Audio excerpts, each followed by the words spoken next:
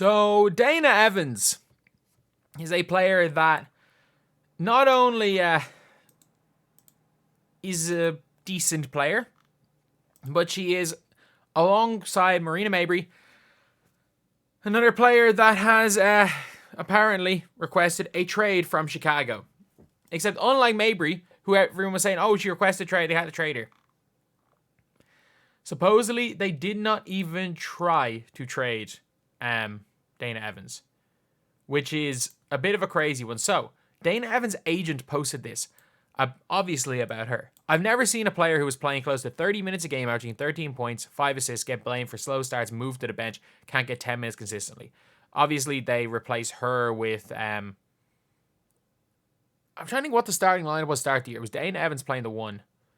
It was Mabrey. Diamond DeShields started the year, actually. I think they initially brought in Kennedy Carter for DeShields, and then brought in Lindsay Allen for Dana Evans. And I'm not going to lie, Lindsay Allen's been playing better than Dana Evans since she's been in the lineup. But you see there, can't get 10 minutes consistently. A player's averaging 13 points a game, 5 assists per game as your point guard. This tweet has been taken down. But he has tweeted out as well. So where is it? It's still here. I've never seen a player playing for slow starts. And it says team didn't want to move her when she requested a trade and didn't want to trade deadline. Yet they bring in another point guard who in Jefferson. Make it make sense. If you're not going to play her at the 1, it makes sense to play her at the 2 so she can score and play some defense. They just don't play her at all. So now it's starting to look and smell like she's not getting mins because she wanted out of Chicago. Instead, professional basketball looking real amateur because folks' feelings were hurt. Took her confidence to save face instead of dealing with real issues on this team. Like, not looking ideal. And then also, comprehension, the difference between didn't and couldn't. So people are saying that they didn't trade her because no one wanted her. And supposedly, that according to the agent, they could have traded her. But chose not to, which is a crazy one. I will say, though, I don't think Dana Evans has been good this season. Like, I don't think she's been good. But, like, Dana Evans is a champion. It does seem like the players that are either there to win, a.k.a. your Marina Mabrey, who was originally brought in to win, and your players who are used to win, who have won, again, as a champion. Well, obviously champion as a rookie. But, like, averaged 9 points a game last year coming off the bench. This year, down to 7.5 points per game. Although her shooting from the field isn't great. She's one of their only people that can hit an open 3-point shot. Wanted out as well at the trade deadline. So obviously that was like before the Olympics. So it is a crazy one. I do think she hasn't been playing well. But yeah, it is.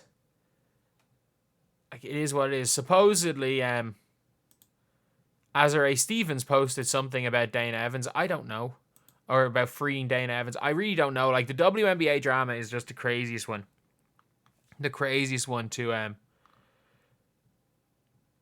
like put up with. Or not put up with, like, to see. And then, like, obviously you've got, like, an owner out here live tweeting stuff about one of his clients' teams. It's mad.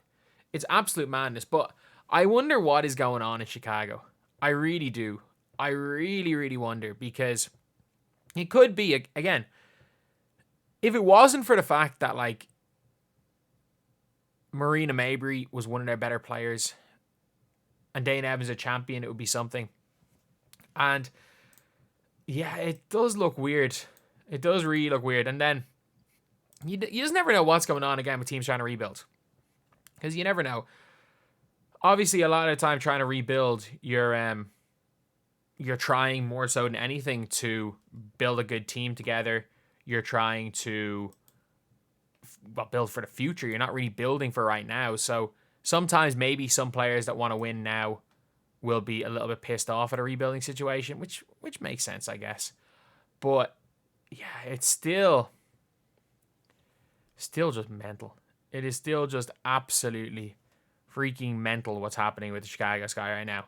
Because, look, the one positive thing for the Chicago Sky is I don't think Dana Evans is this long-term, like, super piece for you.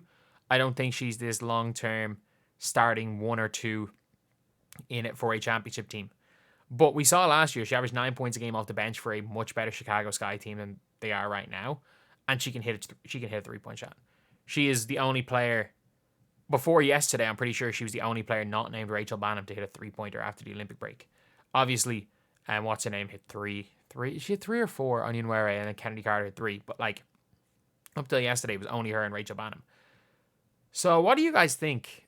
I think it could just be a situation of them saying about halfway through the year, you know what, we're not. Maybe they expected to be 12th place and they could go for it, but they did want that. They do want one of the top 4 picks, and they just decide, you know what, no, we're rebuilding. We're building around Angel and Camilla and Kennedy, which is probably something they didn't expect going into the year. I don't think they expected Kennedy Carter to be this good. Because again, she was out of the league last year. She was kicked off her team 2 years ago. She fought with somebody 3 years ago. Like, it's not like Kennedy Carter has been the most reliable player in the world. And it's not like, honestly, Kennedy Carter right now probably is the most reliable player in the world either at this point in time. But yeah, it is an interesting one to see what happens. I think more than likely we see Dana Evans just kind of ride the bench for the season and then look for a trade in the offseason if she's not a free agent. I'd say that's more than likely what's going to happen. But it is very interesting, again, to hear that, so according to the agent, they could have traded her and chose not to. I wonder what you could have got for Dana Evans, though. Like a couple of seconds. Like, I don't know, like, apparently if the Fever can't get off in Alyssa Smith, and Alyssa Smith is a better player than Dana Evans. So if I'm Chicago, I'm trying to think, like, I would get rid of her for almost anything at this stage. But yeah, it's a tricky one. That's my thought process and all. I think maybe they just decided right before the Olympic break that, you know what, during the whole streak, during everything, they probably just said, we're focusing on Angel. We're focusing on Angel and Kennedy. Maybe it's like, look, these are our future. We're going to be worse now. We're focusing on our future. That's all we really care about. And you can see Sky probably aren't going to make the playoffs. And if they don't, it might be better long term. Especially if you can get Angel Reese shooting more shots. He's going to get better practicing shooting shots in game instead of just standing under the basket and catching her on rebounds. So yeah, that's the video. That is the video. I do think the Sky are going to be good. I think it's going to take the Sky a little bit longer than people think to be good because, well, you're going to need a huge step up from... It's going to have to be a huge step up from one of, like, from whoever their rookies are next year, and also, like, one of Camilla or Angel Reese has to become, like, a near 20-point-a-game scorer, but I think that's going to happen 2 or 3 years down the line.